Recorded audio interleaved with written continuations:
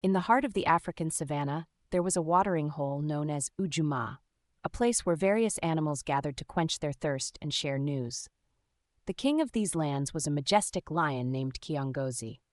He was respected for his strength and wisdom, but even he could not control the disputes that sometimes erupted among the animals. One hot afternoon, a heated argument broke out between the elephants and the zebras over who should drink first. The elephants, led by the elder Tusker, claimed their size and strength entitled them to precedence. The zebras, led by the swift and clever Stripe, argued that they had just completed a long migration and needed water urgently. Kiongozi arrived, his golden mane glowing under the sun, and roared to silence the bickering. "Why do we quarrel over such things?" he asked. Tusker and Stripe presented their cases with passion, each convinced of their own rightness.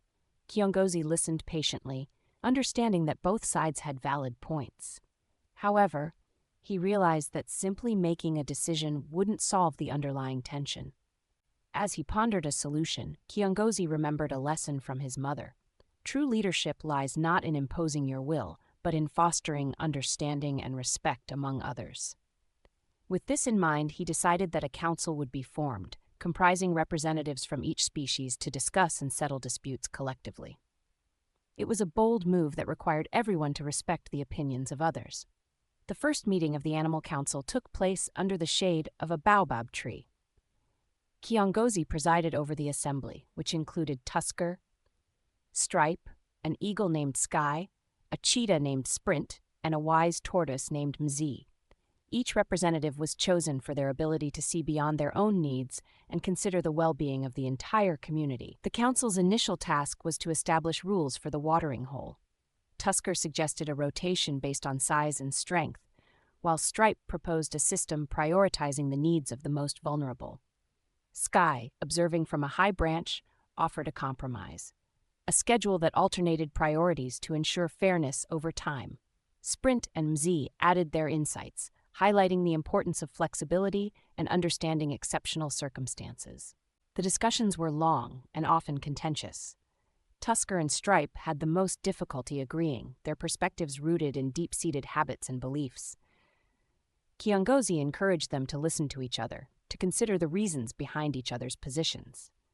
Gradually, they began to see the merit in the other's arguments. Tusker recognized the zebra's need for respite after their long journeys, and Stripe understood the elephants' need for ample water due to their size. After hours of deliberation, the council agreed on a rotation system that would change weekly, ensuring that no species was consistently disadvantaged. The decision marked a significant step towards mutual respect and cooperation. Months passed, and the council's system worked smoothly. However, the balance was threatened when a severe drought hit the savannah. The once abundant watering hole shrank to a mere puddle, and tensions soared as water became scarcer. Old grievances resurfaced, and even the council members struggled to maintain harmony. Tusker, feeling the pressure to ensure his herd's survival, reverted to his old stance of might makes right.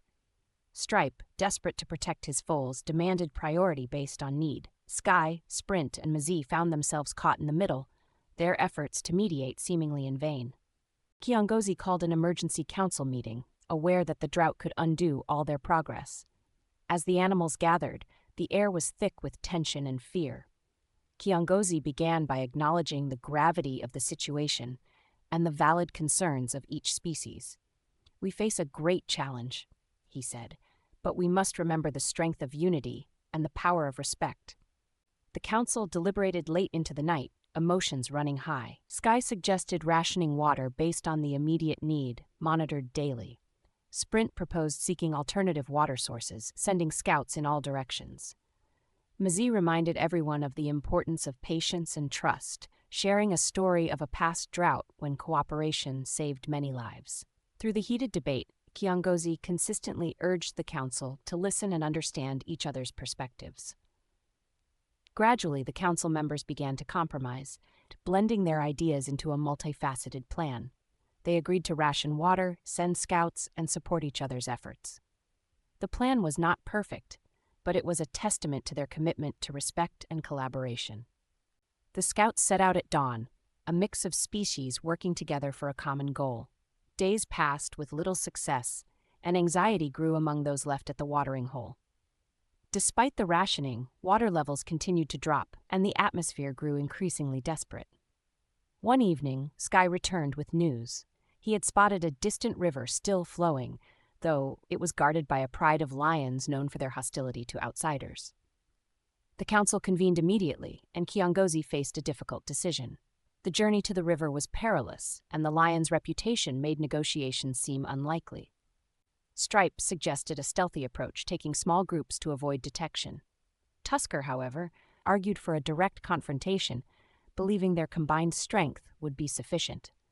Sprint and Mzee urged caution and diplomacy, reminding the council of their core values. Kiongozi decided to lead a delegation himself, including representatives from each species, to negotiate with the rival lions. It was a risky move, but Kiongozi believed that their commitment to respect and understanding could prevail, even in the face of hostility. As they approached the river, they were met by the rival pride's leader, a fierce lioness named Savannah. The initial meeting was tense, with Savannah showing little interest in cooperation. However, Kiongozi spoke earnestly of their mutual plight and the need for solidarity in times of crisis. Savannah listened, her skepticism gradually giving way as she recognized the sincerity and respect in Kiongozi's words. After a lengthy negotiation, she agreed to share the river's resources, establishing a temporary truce. The agreement was fragile, but it demonstrated the power of respect and diplomacy. The drought persisted for several more months, but the cooperative efforts between Kiongozi's coalition and Savannah's pride ensured that everyone had access to water. The experience brought the savannah's inhabitants closer, fostering deeper understanding and respect among different species. As the dry season drew to a close, dark clouds gathered on the horizon. The first drops of rain were met with joyous celebration, the parched earth soaking up the life-giving water.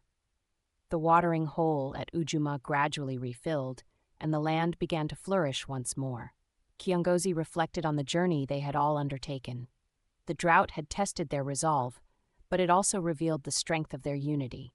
The council continued to meet, now addressing other issues with the same spirit of respect and cooperation. Tusker and Stripe, once bitter adversaries, had become allies, their shared experiences forging a bond of mutual respect. The animals of the savannah had learned a valuable lesson. Respect for others' opinions was not just a means to an end, but a cornerstone of their community's strength and resilience. Kiongozi's leadership, rooted in wisdom and empathy, had shown them the way forward. Under the vast African sky, the animals of Ujumaa lived in harmony, their hearts and minds united by the understanding that respecting others' opinions was the key to their collective prosperity.